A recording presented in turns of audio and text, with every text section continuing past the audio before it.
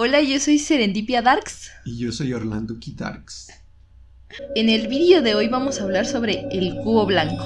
Tal vez te has preguntado por qué los espacios en los que se exponen las piezas de arte son de color blanco y no hay nada más en la habitación que las obras. Bueno, a esto se le llama cubo blanco. ¿Pero qué significa esto? Es la noción de ese espacio neutral, un lugar sin expresión ni mensaje en el que se expone arte. El propósito de usar este modelo de espacio para la exposición es llegar a un punto donde el contexto desaparece y únicamente se observa el arte. Si nos preguntamos ¿cuál es el porqué de ese espacio blanco? La respuesta sería la simplicidad. Esto lo dice Michael Craig Martin, quien es un artista conceptual y pintor irlandés. Su obra muestra influencia del pop art y del minimalismo. Martin señala que la aparente simplicidad centra la atención sin distracciones en la realidad directa del ojo, la relación del objeto con el espacio en el que se observa, la relación del espectador con esta experiencia. O sea, bro, el museo no te vende arte, te vende experiencias.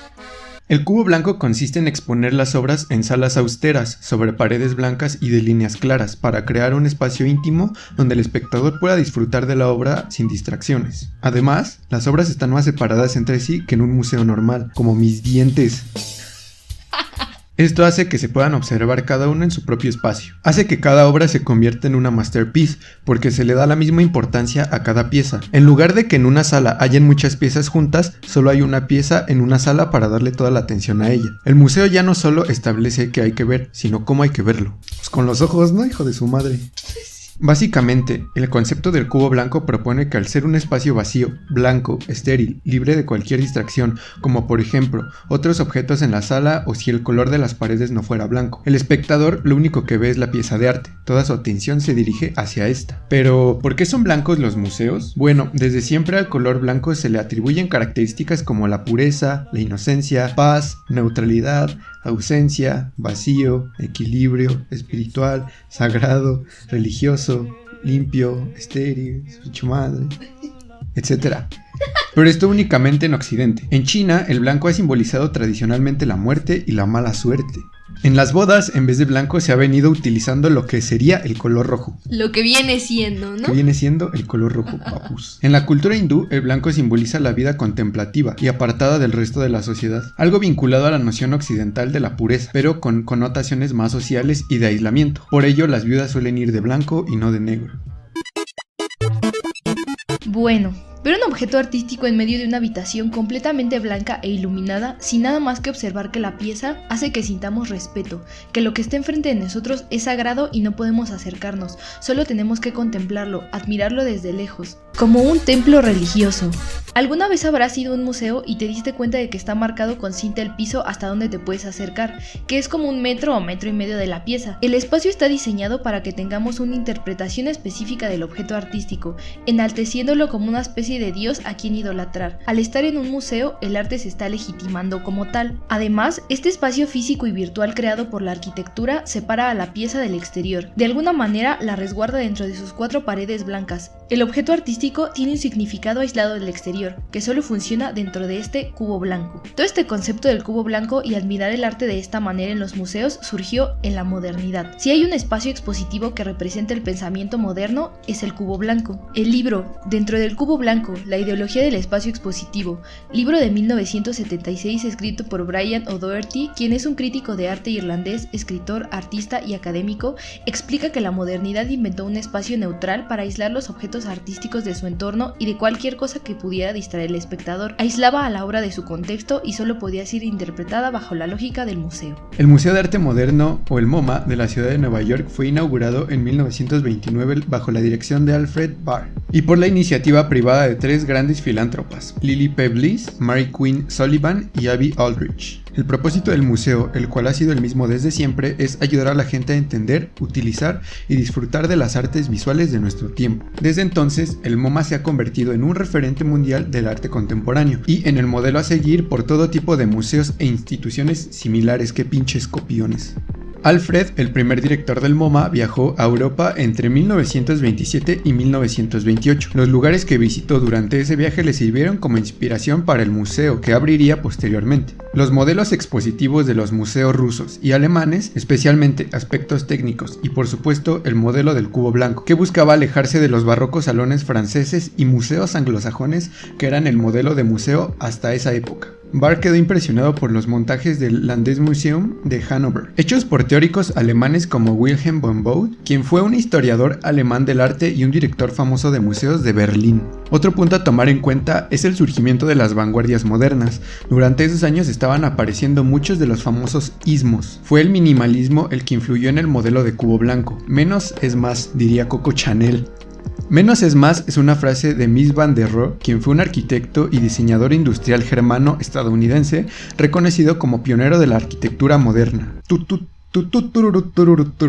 Ahora vamos a hablar de lo que dicen algunos autores sobre el cubo blanco. Según Fiona Kearney, lo que sucede con la simplicidad del cubo blanco es que el espacio debe resultar completamente insignificante, logrando que la gente se concentre realmente en la experiencia de entrar en contacto con una obra. Fiona Kearney es la directora fundadora del Glucksman, un museo de arte contemporáneo en Irlanda. En este museo nos podemos dar cuenta de que la arquitectura se ve muy influenciada por el concepto de cubo blanco. Michael Foucault, quien fue un filósofo, sociólogo, historiador y psicólogo francés, además de muchos otros historiadores y críticos de la arquitectura, dijeron que el espacio nunca está vacío, nunca es neutral, siempre hay cualidades en él. El espacio blanco no es neutral y tiene el poder de dar valor y significado a lo que está dentro de él, en este caso las piezas de arte. Risa Greenberg, quien es una historiadora del arte canadiense que se especializa en historias de exposiciones, museos y respuestas del mundo del arte e internet, en su artículo titulado The Exhibition Redistributed, parafrasea a Brian O'Doherty, diciendo: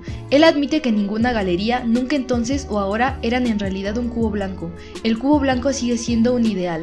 Los ensayos de Brian O'Doherty, a quien ya mencionamos, hoy son considerados como clásicos por críticos, historiadores y artistas, porque escribió por primera vez en la teoría del arte el estudio de la galería como un espacio fundamental para la interpretación de la obra.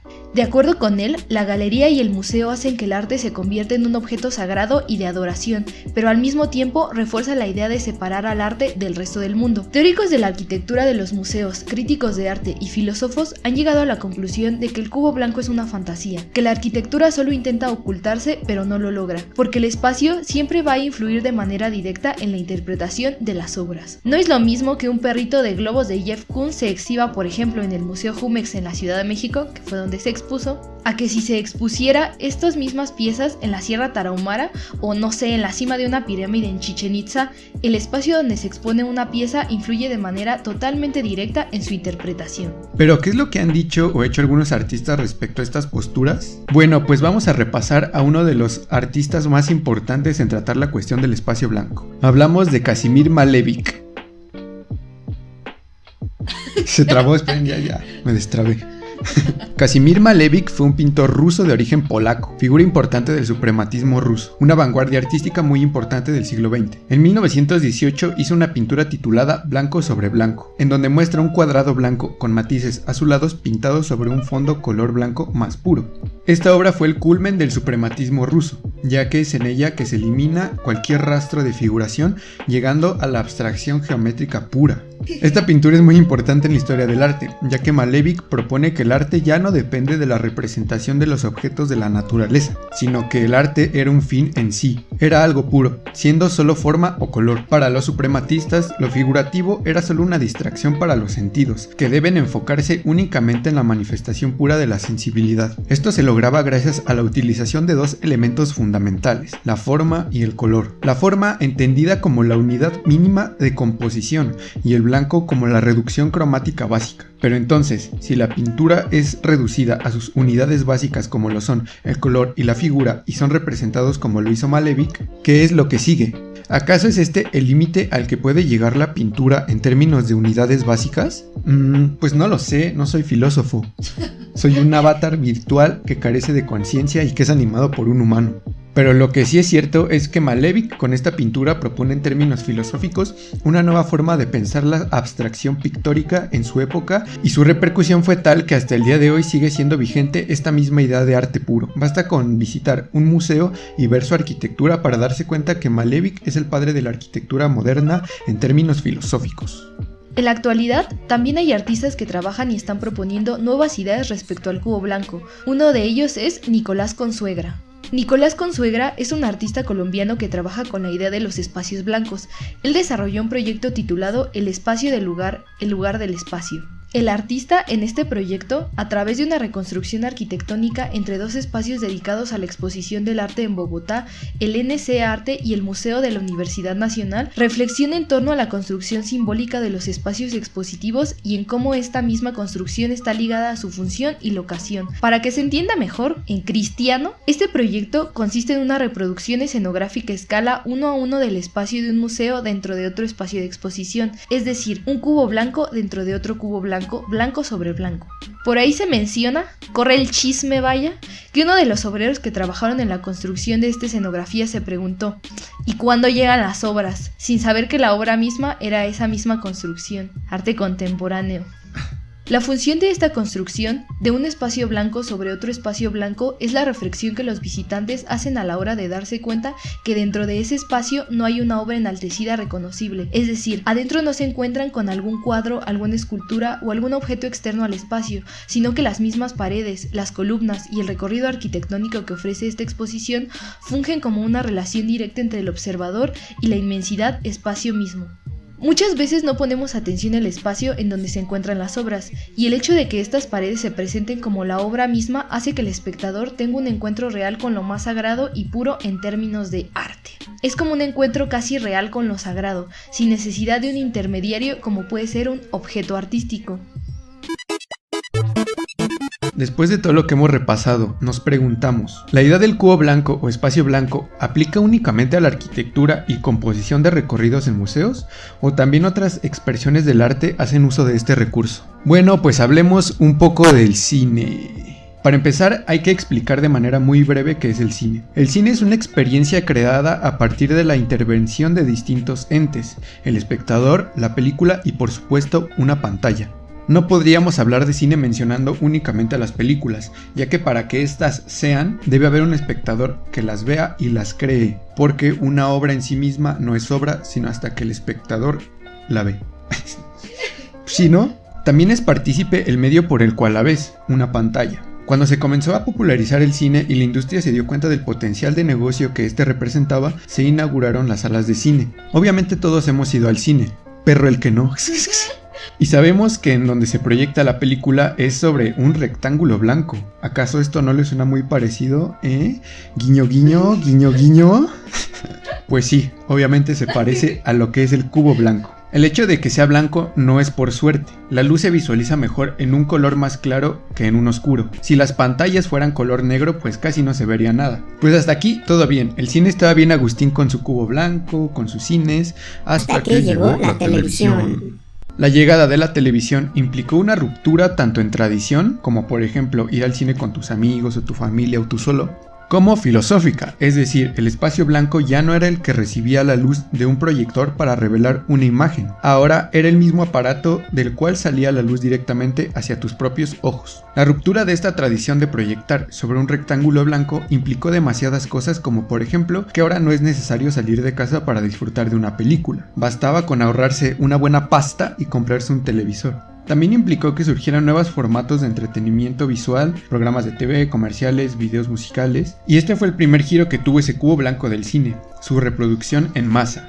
La televisión representaba para el siglo XX uno de los avances tecnológicos más importantes, reinando toda la segunda mitad de este. Pero, ¿qué pasa en los 2000s? Pues todo se ha ido al carajo. Si la televisión ya representaba la multiplicidad del cubo blanco, con la llegada de la era digital y los nuevos dispositivos, todo esto se ha exponenciado aún más. Según la GSMA Intelligence Data y Ericsson Mobility Data, actualmente en el mundo hay 5.190 millones de usuarios móviles, lo que representa el 67% de la población mundial. La reproductibilidad de las pantallas en nuestra era es enorme. Entonces el cubo blanco, que inicialmente comenzó en salas donde se proyectaban películas, ahora cabe en los bolsillos de nuestra ropa. Y no solo eso, ya que no únicamente puedes ver películas en los dispositivos móviles, se han creado nuevas formas de hacer arte arte orientados hacia dispositivos digitales. Podríamos mencionar el net art como el pionero de ellos, el arte post-internet, esculturas digitales e incluso el videoarte en la actualidad. Sin duda, las formas de consumir arte han cambiado gracias al desarrollo de nuevas tecnologías, pero también la idea de cubo blanco en el cine ha cambiado drásticamente, tanto que hoy ya no es blanco y es infinitamente más pequeño. ¿Acaso nuestros dispositivos móviles son el cubo blanco de nuestra era? ¿Qué pasará en un futuro? ¿Cuál será el cubo blanco de lo digital en 50 años? No sé, tal vez ya no existan las pantallas y ahora todos seamos hologramas, seamos realidades aumentadas. Los museos y las galerías hasta el día de hoy son espacios que validan al arte, mostrando y exponiendo piezas. No podríamos pensar en un mundo sin ellos, imagínense. No podría vivir sin el Museo de la Estampa o de la Acuarela. Y sin duda el cubo blanco sigue perteneciendo a estas instituciones. Pero ¿qué pasa con las nuevas formas de consumir arte? Todo parece indicar que la sociedad va en camino a un mundo completamente virtual. Si bien hoy en día es necesario un contacto con la realidad física, poco a poco nos vamos sumergiendo en las redes de lo virtual.